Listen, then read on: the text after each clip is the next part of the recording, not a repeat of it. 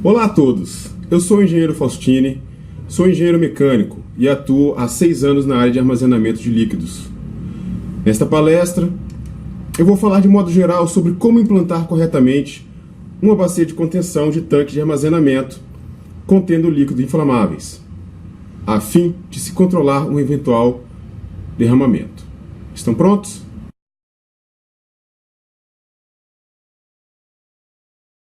O que vocês estão vendo na figura ao lado é um exemplo de bacia de contenção de tanques, que é definida pela área destinada a conter eventuais vazamentos. Neste exemplo, a área é limitada por diques, que são os muros externos. Estes muros podem ser feitos de concreto, alvenaria sólida, aço ou terra. Eles devem ser estanques e projetados para resistir à coluna d'água no interior da bacia. Mas, e se eu utilizar uma depressão no terreno como meio de conter um vazamento?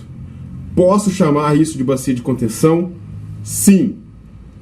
Em resumo, o que mais importa é que a área contenha um vazamento de modo eficaz e que não comprometa o meio ambiente.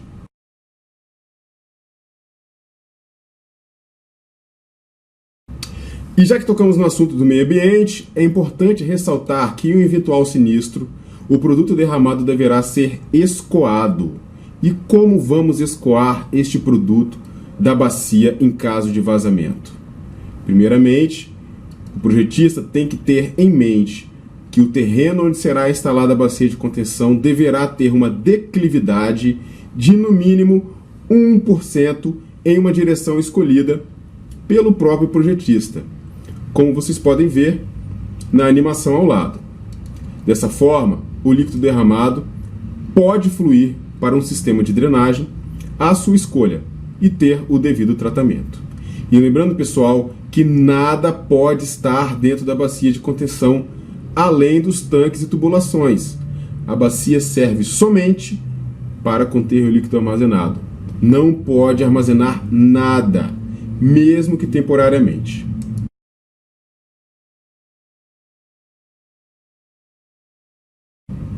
Também é muito importante que este líquido não transborde, ou seja, não passe por cima do dique externo. E para isso, o volume armazenado pela bacia de contenção deve ser dimensionado sem erros. Segundo a BNT NBR 17505, para tanques verticais, o cálculo do volume da bacia se faz da seguinte forma. Item 5.9.9.2.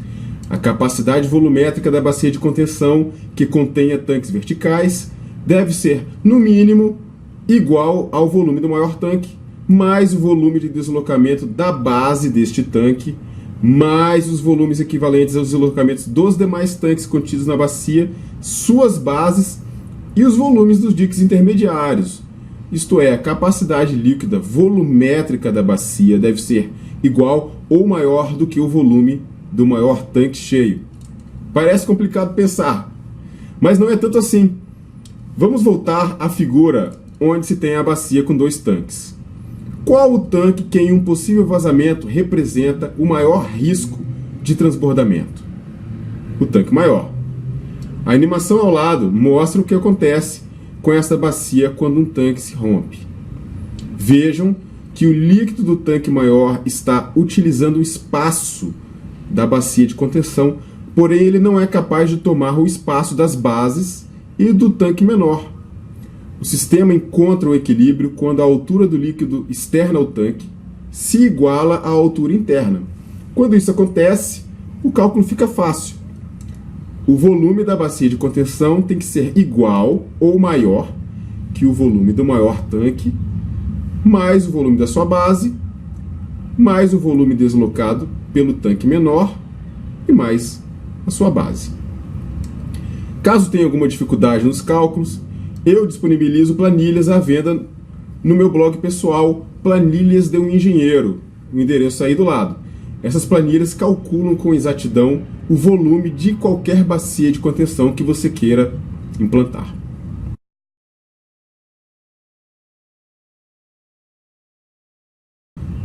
Agora, digamos que já exista uma bacia de contenção. Ah, Faustine, eu calculei a bacia e descobri que ela não comporta o volume mínimo. E agora? Não posso tirar os tanques e não tenho espaço para aumentar a bacia. Tem jeito? Tem. Você pode usar uma bacia de contenção à distância, que é uma área reservada especialmente para conter o excesso que não coube na bacia em torno dos tanques.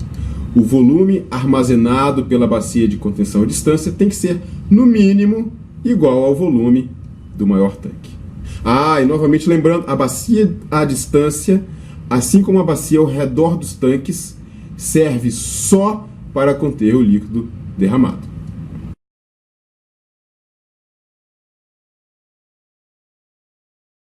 E já que estamos falando em distância, é importante ressaltar que existem regras bem restritas quando o assunto é distância de segurança. Por exemplo, a bacia de contenção à distância tem que estar no mínimo a 15 metros do tanque mais próximo e do limite de propriedade. Eu não vou falar detalhadamente de todas essas distâncias, porque isso fica para uma outra oportunidade. Mas o que vocês devem saber é que elas variam de acordo com 4 fatores. Vou tentar explicar, de modo resumido, o que significa cada um.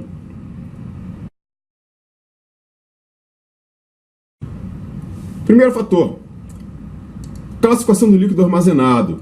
Existem líquidos que até a eletricidade estática é capaz de fazê-lo inflamar, como é o caso da gasolina. Duvidam? Vejam um vídeo ao lado em um posto de gasolina. Vejam o que acontece com essa moça que usa uma blusa de lã, se aproxima do tanque de combustível logo após dar aquela ajeitadinha na roupa. Pois é, mal sabe ela que foi ela mesma que causou o incêndio. Então, as distâncias de segurança são maiores quanto mais inflamável é um líquido. Segundo fator: o modo como o tanque é construído. A NBR 17505 separa os tanques de acordo com a eficiência dos seus dispositivos de segurança. São eles: tanque com teto flutuante ou selo flutuante. Basicamente, tetos flutuantes ou selos flutuantes são coberturas leves que se apoiam sobre a superfície do líquido, dentro do tanque, e fazem um movimento de sobe e desce conforme o tanque é cheio ou esvaziado.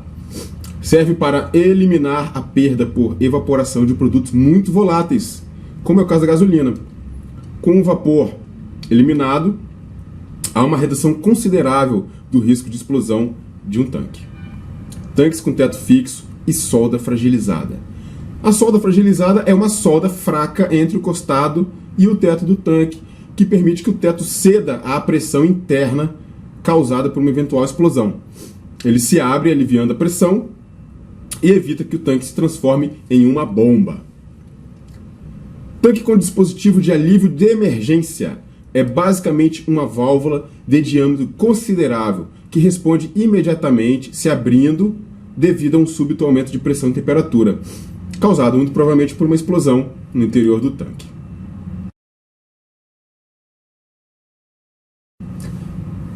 Terceiro fator: existência de um sistema de combate a incêndio.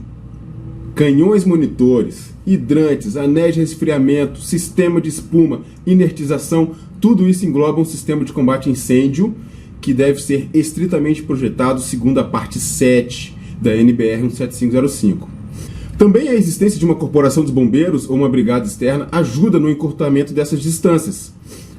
Quanto mais eficiente o sistema de combate ao incêndio, mais curtas serão as distâncias de segurança.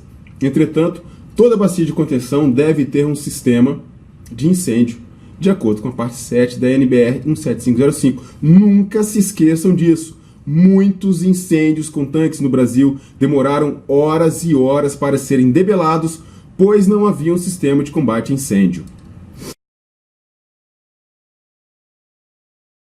Quarto fator, por último e não menos importante, a capacidade do tanque, em alguns casos, também deve ser levada em conta.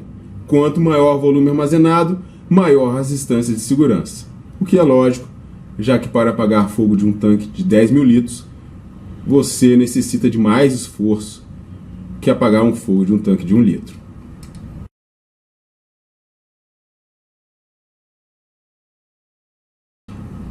Antes de começar dando um exemplo prático de distâncias de segurança, devo lembrar a vocês que elas se aplicam apenas quando há construções adjacentes à propriedade, como casas, prédios, ruas, etc. Se a bacia se encontra no meio do deserto, muita coisa dita aqui não se aplica. Vamos lá então. Vamos voltar àquela figura do dique de contenção à distância. Vamos supor um tanque de 20 metros de diâmetro, armazenando 6.000 metros cúbicos de etanol. No primeiro caso, o tanque tem teto flutuante, há um sistema de combate a incêndio e também uma brigada externa. Veja que a distância do tanque ao limite de propriedade é 10 metros. Agora, com a mesma condição, porém sem brigada externa, o tanque tem que estar afastado 20 metros do limite de propriedade. No segundo caso, o tanque agora tem solda frágil, sistema de combate a incêndio e há uma brigada externa. A distância de segurança é de 20 metros do tanque ao limite de propriedade. Mas, se utilizarmos um sistema de espuma, essa distância cai para 10 metros. Agora, caso não haja nenhuma brigada externa, nem um sistema de espuma, essa distância vai a 40 metros. No terceiro caso, o tanque tem dispositivo de alívio de emergência, um sistema de combate a incêndio, um sistema de espuma e há uma brigada externa. A distância de segurança entre o limite de propriedade e o tanque é de 20,25 metros. Nas mesmas condições, mas sem sistema de espuma, a distância é de 40,5 metros. E por último, a pior situação, o tanque tem apenas o dispositivo de alívio de emergência, sistema de combate a incêndio, mas não tem sistema de espuma e também não há uma brigada externa. Olha só como aumenta a distância de segurança. Bom, pessoal, por hoje é só. Espero que tenham apreciado essa visão geral que eu dei sobre controle de derramamento de líquidos e bacia de contenção. Eu apenas arranhei uma parte do assunto, mas são dicas essenciais. Fiquem à vontade para me fazer perguntas, enviar e-mails. Deem uma passadinha no meu blog Planilhas de um Engenheiro, caso queira adquirir a planilha de bacia de contenção. E também no site da minha empresa, a Lacos Engenharia. Devo lembrar a vocês que todas as informações que eu passei se encontram na norma ABNT NBR 17505, que pode ser adquirida no site da própria ABNT. Até logo!